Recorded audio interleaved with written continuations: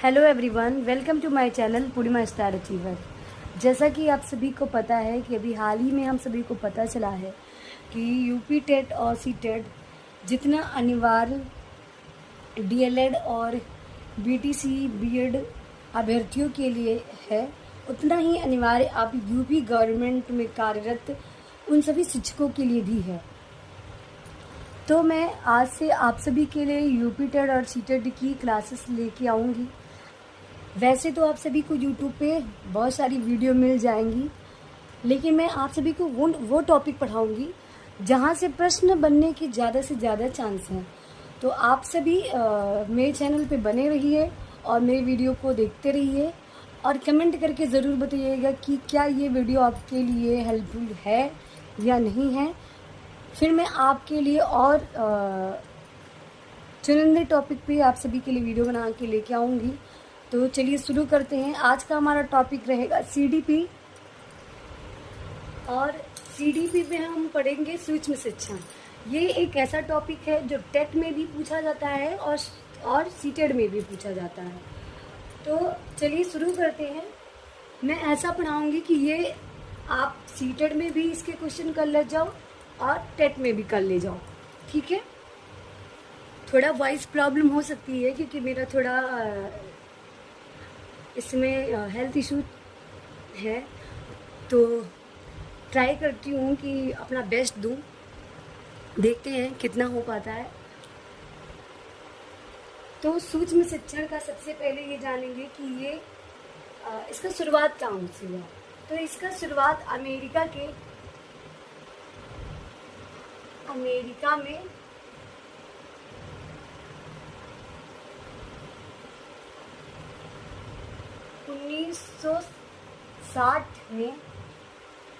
1960 के दशक में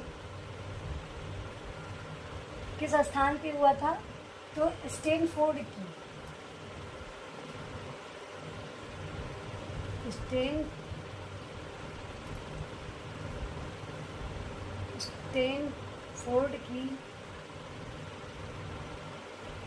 स्टैनफोर्ड विश्वविद्यालय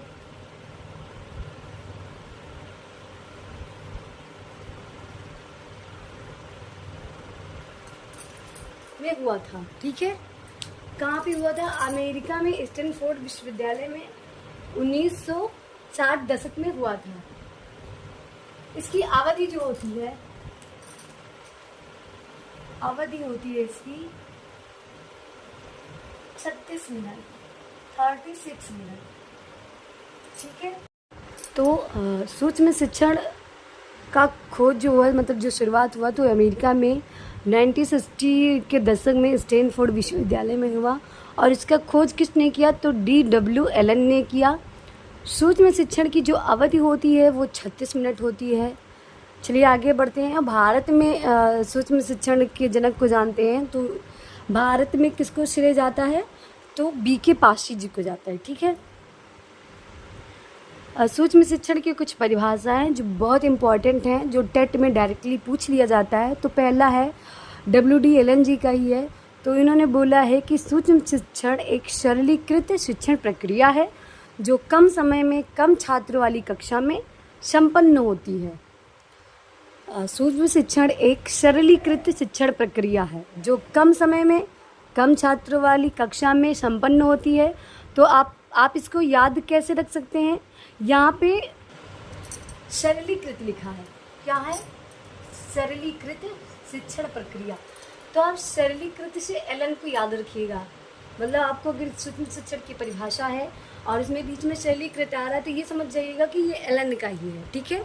दूसरी परिभाषा है B.K. पाशी जी की। तो ये बोल रहे हैं कि सूक्ष्म शिक्षण एक शिक्षक प्रशिक्षण की तकनीक है जिसमें एक शिक्षक किसी अवधारणा को कम समय लेकर कम आकार वाली कक्षा में विशेष शिक्षण कौशलों का प्रयोग करके सीखता है।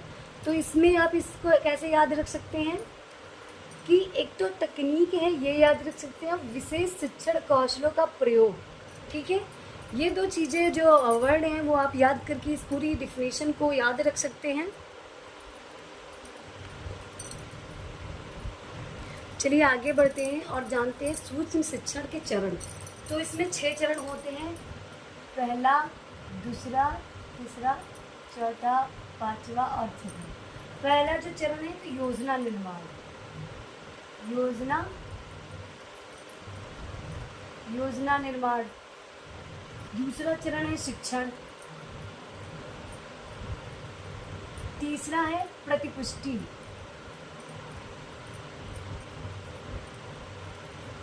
फिर है पुनर्योजना, पुनः योजना।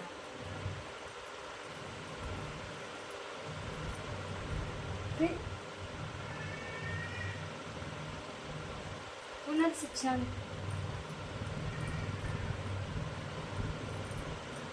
फिर पुनः प्रतिपुष्टि।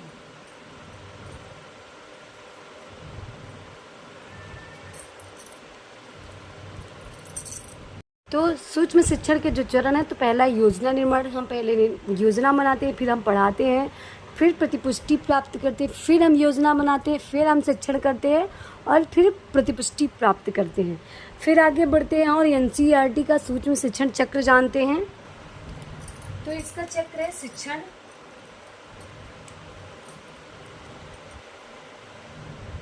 शिक्षण 6 मिनट। फिर है प्रतिपुष्टि, प्रतिपुष्टि ये भी 6 मिनट है। फिर है पुनर्योजना,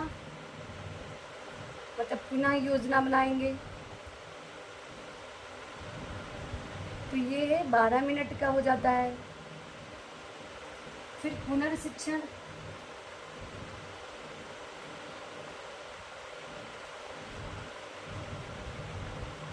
ये 6 मिनट का हो जाता है।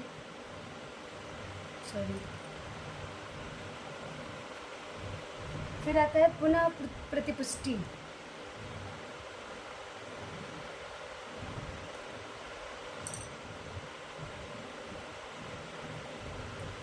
ये कितने मिनट का होता है? 6 मिनट का ये भी होता है। तो जो एनसीईआरटी का सूक्ष्म शिक्षण चक्र है वो शिक्षण है 6 मिनट का, प्रतिपुष्टि 6 मिनट का, पुनः योजना है 12 मिनट का, फिर पुनः शिक्षण है 6 मिनट का, फिर पुनः प्रतिपुष्टि है वो 6 मिनट का है। देखिए कितना हो जाएगा, 6 6 12 12 24, 6 6 12, तो ये हो जाएगा 36। ठीक है। तो अभी मैंने बताया है कि जो सूक्ष्म शिक्षण की जो अवधि है वो है 36 मिनट का। चलिए आगे बढ़ते हैं और सूक्ष्म शिक्षण के सिद्धांत के बारे में जानते हैं। तो सूक्ष्म शिक्षण के कितने सिद्धांत हैं?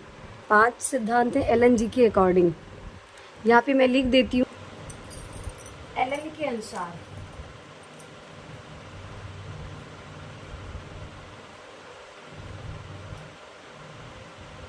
ठीक इन्होंने ही दिया था।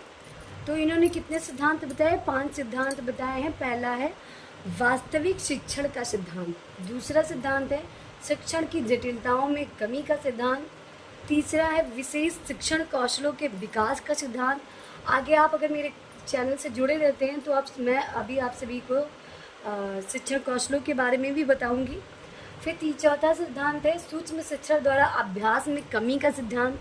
पांचवा जो सिद्धांत है तुरंत प्रतिपुष्टि का सिद्धांत है। आज का हमारा जो टॉपिक था सूक्ष्म शिक्षण यहाँ पे ख़त्म हो गया है। आप लोग अच्छे से इसको समझ लीजिए, क्योंकि इसमें से 1 नंबर तो पक्का ही आना है, चाहे फिर वो सीटेड हो या यूपी टेड हो। तो आप लोग पढ़िए और टेंशन मत लीजिए कि क्या होगा। खासकर कि जो अभी टीचर हैं, जो कार्यरत हैं, वो विशेषकर टेंशन ना ले। आप अपना फोकस अपनी पढ़ाई पे कीजिए, इधर उधर के चक्कर में मत पढ़िए। जितना समय बचा है उतना पढ़ाई कर लीजिए और आगे अच्छे से तैयारी कीजिए और आप सभी का सीटेड और यूपी टेड क्लियर हो जाएगा और आप लोग सेफ जोन में रहेंगे। तो निश्चिंत रहिए, कोई मतलब ऐसी बड़ी बात नहीं है, आप वो कर सकते हैं। तो आप मेहनत कीजिए और अपने आप पे भरोसा रखिए कि हम कर सकते हैं और आप लोग का सीटेड और यूपी टेड ज़रूर क्वालिफाई हो जाएगा।